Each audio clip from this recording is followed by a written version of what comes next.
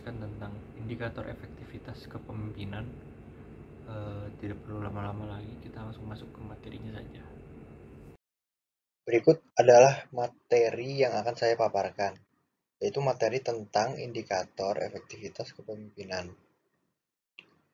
Seperti yang sudah saya singgung di awal, indikator efektivitas kepemimpinan merupakan alat ukur untuk menentukan tingkat efektivitas suatu kepemimpinan dalam suatu organisasi atau perusahaan. Indikator tersebut harus diukur karena berdampak penting bagi kelangsungan suatu organisasi atau perusahaan. Yang pertama itu ada pengertian efektivitas kepemimpinan. Jadi menurut Kamus Besar Bahasa Indonesia atau KBBI, efektif itu memiliki beberapa arti. Yaitu yang pertama ada efeknya, yang kedua manjur, kemudian mujarab, lalu yang terakhir itu dapat membawa hasil. Sedangkan kepemimpinan itu memiliki arti yaitu suatu bentuk persuasi, suatu seni menggerakkan dan pembinaan orang-orang tertentu, dan biasanya melalui human relation dan motivasi yang tepat, sehingga tanpa adanya rasa takut, mereka mau bekerja sama dan memahami untuk mencapai segala apa yang jadi tujuan organisasi. Selanjutnya ini ada beberapa indikator yang mempengaruhi efektivitas kepemimpinan. Yang pertama itu ada memiliki visi. Yang kedua itu mampu membuat perencanaan strategis. Yang ketiga itu berintegrasi. Yang keempat itu kemampuan mempengaruhi orang lain.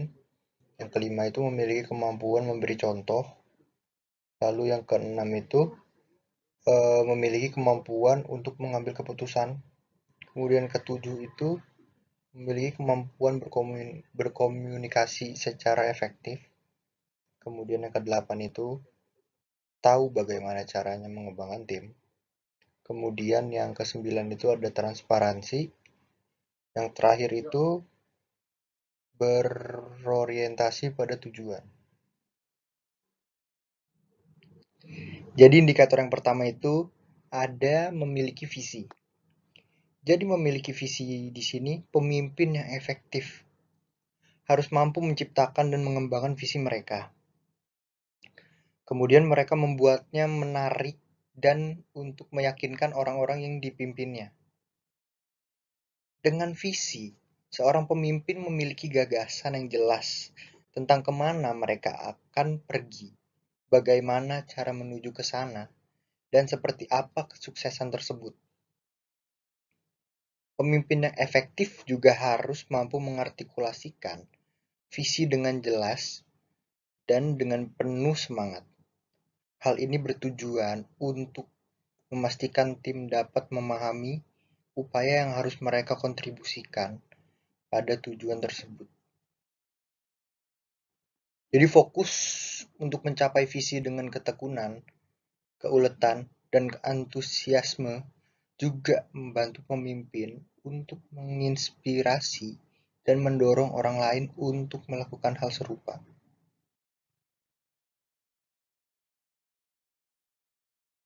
Kemudian, indikator yang kedua itu mampu membuat perencanaan strategis. Seorang pemimpin yang efektif harus mampu memiliki kemampuan untuk melihat ke depan dan mengantisipasi dengan akurat kemana arah tim atau organisasi. Ia harus mampu mengantisipasi tren jauh sebelumnya dari pesaing. Seorang pemimpin juga harus terus-menerus mengajukan pertanyaan berdasarkan apa yang terjadi dan tujuan organisasi yang dimiliki dan kemungkinan perkembangan tim atau usaha dalam 3 bulan, 6 bulan, atau 1 tahun ke depan. Kemudian indikator yang ketiga itu ada berintegritas.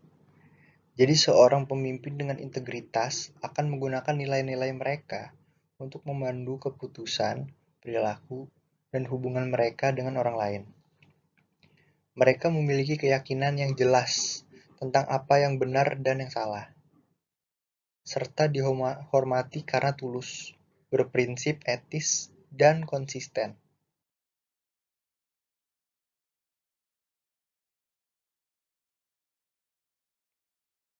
Lalu kemudian indikator yang kelima yaitu kemampuan memberi contoh. Sebagai seorang pemimpin, cara terbaik untuk membangun kredibilitas dan mendapatkan rasa hormat dari seorang lain adalah dengan memberikan contoh yang tepat. Misalnya, jika sebagai pemimpin kamu menuntut banyak pada tim, maka kamu juga harus bersedia menetapkan standar tinggi untuk kamu sendiri. Nah, itu sebabnya pemimpin yang efektif itu harus mampu menyelaraskan kata-kata yang dan tindakan demi membantu membangun kepercayaan dan membuat tim lebih bersedia mengikuti teladannya. Kemudian indikator yang keenam itu ada kemampuan mengambil keputusan. Untuk menjadi pemimpin efektif, kemampuan untuk membuat keputusan dengan cepat, meskipun dengan informasi yang terbatas, sangatlah penting. Hal ini dapat dicapai dengan menentukan apa yang ingin dicapai setiap menghadapi kesulitan, serta mempertimbangkan kemungkinan konsekuensi dari keputusan yang setiap alternatifnya yang tersedia. Nah, dari sanalah pemimpin dapat mengambil keputusan akhir dengan yakin dan bertanggung jawab terhadapnya. Menjadi pembuat keputusan yang tegas dan percaya diri juga memungkinkan seorang pemimpin untuk memanfaatkan peluang dan mendapatkan rasa hormat dari timnya. Kemudian indikator yang ketujuh itu ada kemampuan berkomunikasi secara efektif. Jadi kemampuan untuk berkomunikasi dengan jelas dan bijaksana adalah skill leadership yang penting. Komunikasi di sini tidak hanya dipahami sekedar kemampuan mendengar orang lain dengan perhatian dan memberikan respon yang cepat dan tepat, namun juga kemampuan untuk berbagi informasi yang berharga, mengklarifikasi kesalahpahaman, dan menjelaskan apa yang diinginkan anak-anak buahnya. Dan kemudian indikator yang kedelapan itu ada tahu bagaimana caranya mengembangkan tim. Jadi salah satu ciri utama pemimpin yang efektif adalah mampu mengembangkan tim melalui pelatihan, pengajaran, dan pembinaan. Dengan cara tersebut, pemimpin dapat mendorong tim untuk mencapai tujuan organisasi. Pemimpin efektif juga dapat membangun orang dan membuat timnya menjadi lebih kuat, sehingga menguntungkan semua orang yang terlibat di dalamnya. Ini semua dapat dilakukan jika pemimpin mampu memperhatikan kekuatan dan kelemahan tim secara keseluruhan, maupun yang dimiliki setiap anggota. Dan kemudian indikator yang ke-9 itu ada transparansi.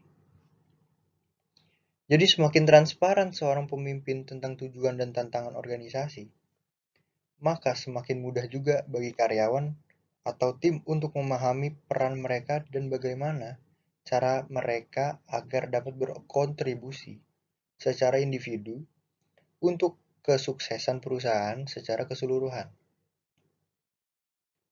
Perasaan tersebut kemudian dapat diterjemahkan ke dalam tingkat keterlibatan karyawan yang lebih tinggi.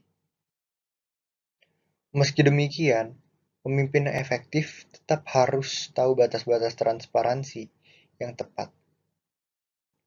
Walaupun dimaksudkan untuk mendorong kolaborasi atau akuntabilitas, terlalu transparan juga bisa memiliki efek sebaliknya. Itu sebabnya salah satu indikator kepemimpinan yang efektif adalah kemampuan menyeimbangkan transparansi dengan privasi dan menetapkan berbagai jenis batasan untuk tetap mendorong kolaborasi. Dan kemudian indikator yang terakhir yaitu berorientasi pada tujuan. Alih-alih hanya fokus pada masalah yang dihadapi, seorang pemimpin yang efektif akan mengarahkan perhatian pada solusi. Ia tidak hanya akan mengeluh dan mengkhawatirkan masalah, namun fokus pada tujuan dengan membuat rencana dan strategi untuk mencapai tujuan. Seorang pemimpin yang efektif mampu membuat prioritas sehingga dapat menyelesaikan hal-hal yang terpenting dan mendesak terlebih dahulu.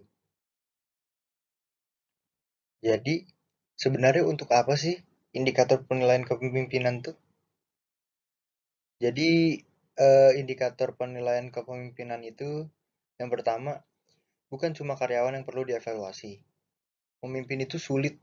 Kepemimpinan atau leadership adalah salah satu fondasi yang penting untuk membangun kesuksesan dan mempertahankan kelangsungan sebuah organisasi.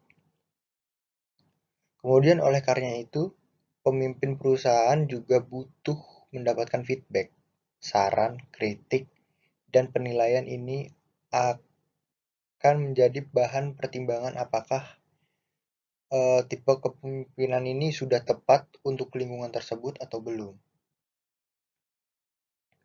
Kemudian melalui hal itu, dapat diketahui apakah gaya kepemimpinan selama ini sudah tepat atau belum.